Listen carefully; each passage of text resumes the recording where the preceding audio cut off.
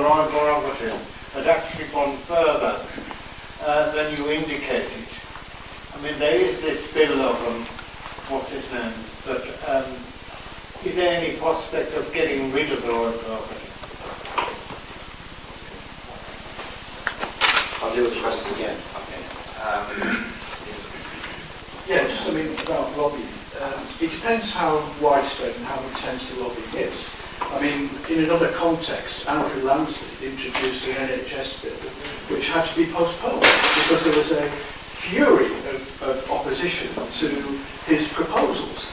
You know, and that's a good example of how that can work.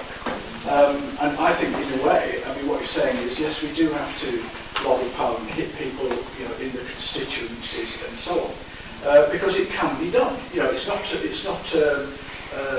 an impossible goal to actually to influence what goes on there. So that's just one example of how we can. Because I mean, at the moment now, David Cameron and Andrew Lansley are intensely trying to cobble together some compromise or whatever. So that's it can be done. I've been lobbying my entry on the matter of a number of matters, but most recently on the matter of universal jurisdiction in relation to the change of power that's been brought in.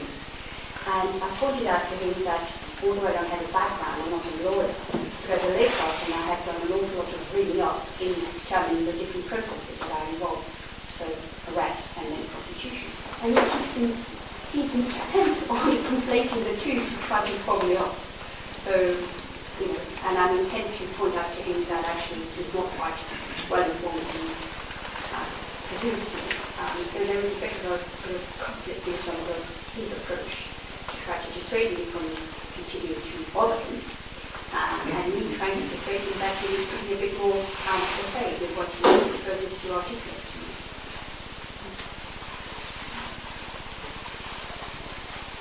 Very briefly, this year should have been the 10th anniversary of Peace Plan Brian Hall in Parliament Square, but I understand that Brian is at this present time being treated in Germany for a very serious and very dangerous illness, and I was wondering if we could spare a few moments to remember him at this time. Thank you. Shall I deal with some of those now and then take a second round? Would that be helpful? Just a point which I didn't give any emphasis to, but is worth doing. There are usually all-party groups on most countries in the world. Most all-party groups either reflect the government and regime in that country or the opposite of the government and regime in that country. They're very seldom totally objective on the situation.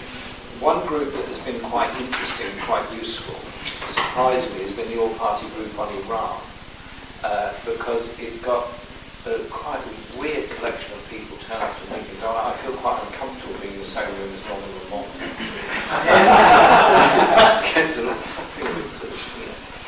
Not very happy about it.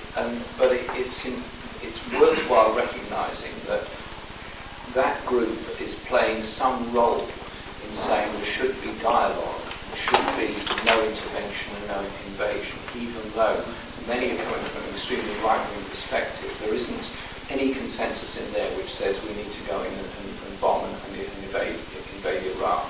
And the Foreign Office do come to some of the meetings. So some of the meetings are a bit intellectually testing, shall we say.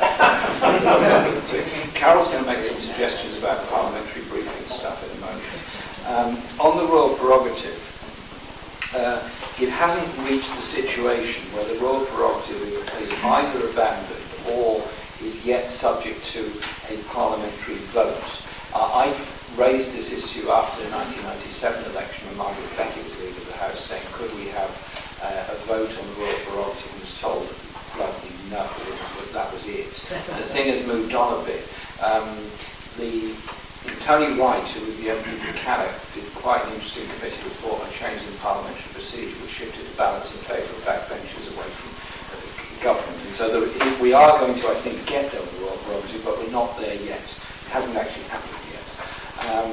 Our last point on universal jurisdiction.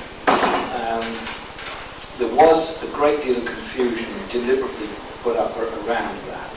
The argument I used against the change in universal jurisdiction was, yes, I am opposed to the Israeli occupation in Palestine. Yes, I do think that Ehud Barak and all the others should be indicted on war crimes. But it's not just about Israel. In fact, in the early day motion I put down, I deliberately didn't mention Israel. I talked about universal jurisdiction for war crimes, a la Pinochet, Kissinger, whatever else. There's plenty of examples there. And we eventually lost on that one in the sense that a private citizen can no longer apply for an arrest warrant. It needs to be done through the Attorney General, which I think makes it quite limited what's going to happen. But the lobbying on that was good. And if people want to be well informed about what MPs are seeing in lobbying terms, it's worthwhile logging onto the parliamentary website and drawing down the library briefings for each debate and each major subject. They're often very informative and very useful, and that's where the better informed MPs tend to get their information from. So if you want to challenge them, draw down the library briefings. I even watched the debate in December. I'm sure you and I didn't even refer to Israel. I was talking about it as a general concept. I agree. Well, as did I in the debate as well. Okay. Carol is going to ask a few questions.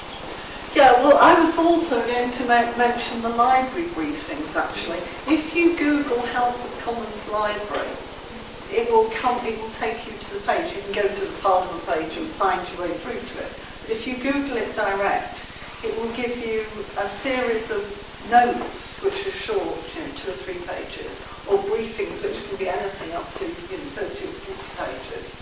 It will give you a chronological index, and you can search by type and so on. And the point about I can't remember who. Oh, you made it, didn't you? About the MPs when you lobby them always come back with the official party statement.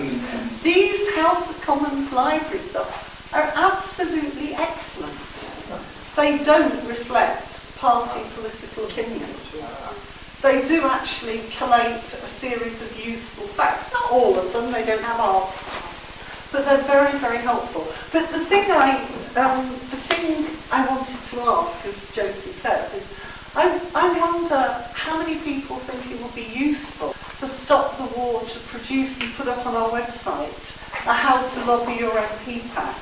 Because I think listening to Jeremy, it was so detailed and so helpful about how to follow up and so on. I think that. Do you think that would be a good idea? Yeah. In that case, I'll raise it, and I'm sure that Jeremy and those of us who are involved can do something else.